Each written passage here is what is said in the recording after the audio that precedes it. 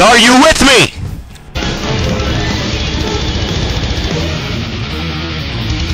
I have a whole imaginary civilization in my head that I like to daydream about. Are you with me? I have a friend who thinks he's a dolphin. Are you with me?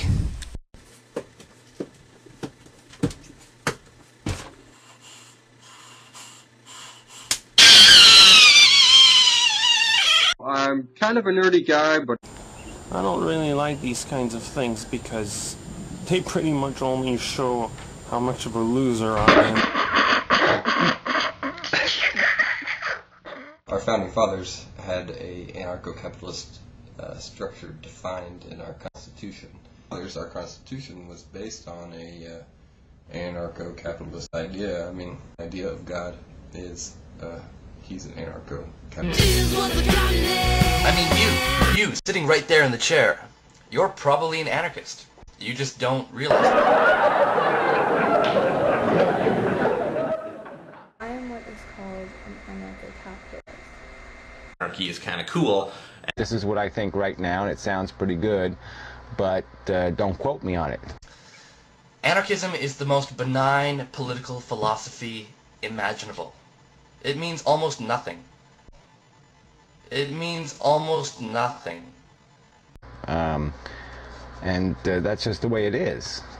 True capitalism cannot exist without anarchism, and true anarchism cannot exist without capitalism. Hence, anarcho-capitalism is the only system that is capitalist and the only system that is anarchist. Capitalism, socialism, and communism are basically the same thing.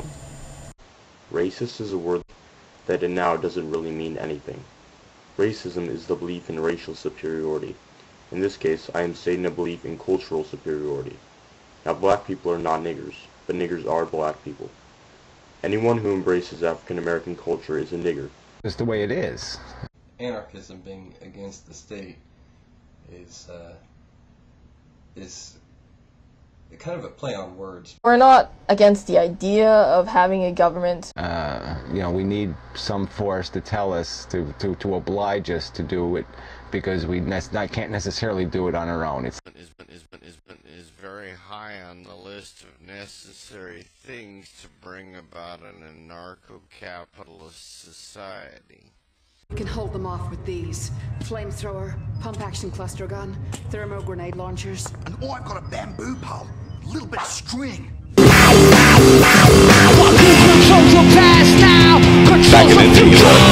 Backing into you,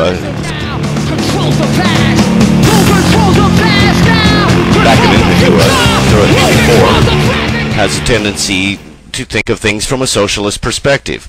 Gee, I wonder why. He lived in Soviet Russia. He was looking to make the system he lived under worked, without too grand of a change, without causing bloody revolutions.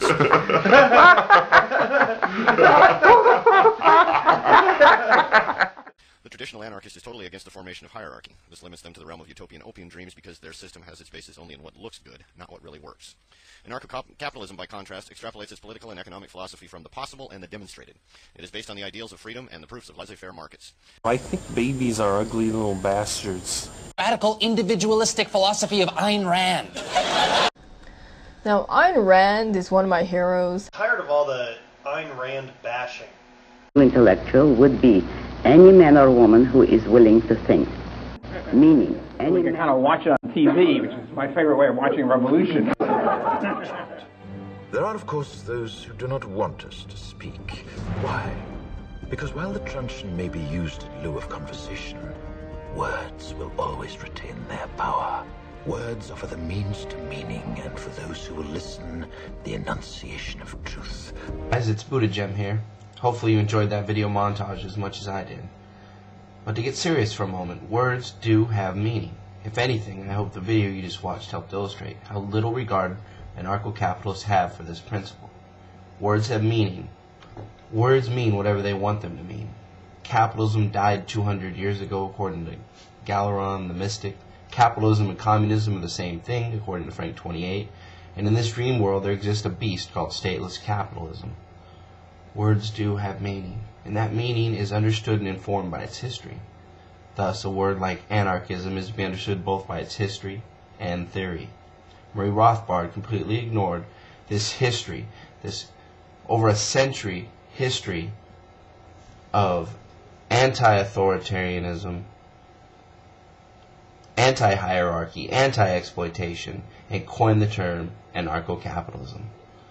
The term, while oxymoronic on its face, requires a high degree of ignorance to accept. For instance, you must not understand that the state developed out of a need to protect private property. Instead, you'll find anarcho-capitalists insisting that states developed to protect us from the minority of bad guys out there, to the ridiculous notion that it was all based on racism. You cannot possibly grasp the idea of socialism. With almost no exception, anarcho-capitalists have no clue what socialism really means. In unison, they sing the chorus that socialism requires a state. Socialism requires a state?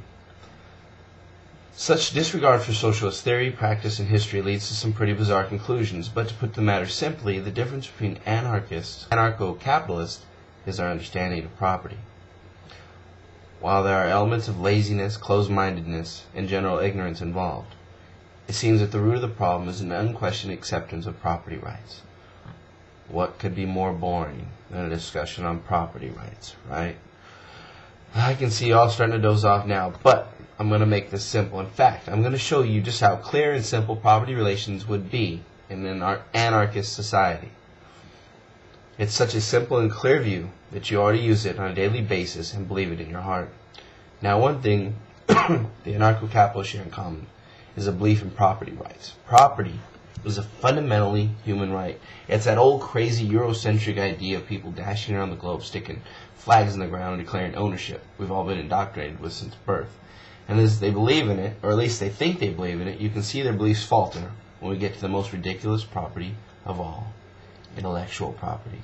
Here the line's blurred, there's no real consensus, but some of them truly understand that intellectual property is a sham. So with that in mind, let's come back to the real world. You are eating in a restaurant and drop the spoon you were using. You inform the waiter, I dropped my spoon. Because that's exactly what you did. You dropped your spoon. Why was it yours? Because you were using it. Active use is what constitutes ownership. Chances are you're a wage slave and rent yourself out by the hour to someone in exchange for cash. Usually as part of that agreement, you get the privilege of using their property, either tools, equipment, or space. And something magical begins to happen as you start to use that equipment and space. It becomes yours. It's your office, your computer, your forklift, your whatever. And once you understand this very plain explanation of property relations, it becomes clear that there would be no need for a state under such a system. A state is needed to protect private property. And if you think it through, essentially the state works to keep us from using their private property without paying. You see, when the CEO of GM locks out its thousands of employees because of a labor dispute, there's only one thing that will keep those workers out of their factory: the state. If we exercise basic anarchist principles, each and every part of the factory would be controlled and owned by the workers. No fraud of ownership by people who will never build a single car or ever learn how the equipment actually works.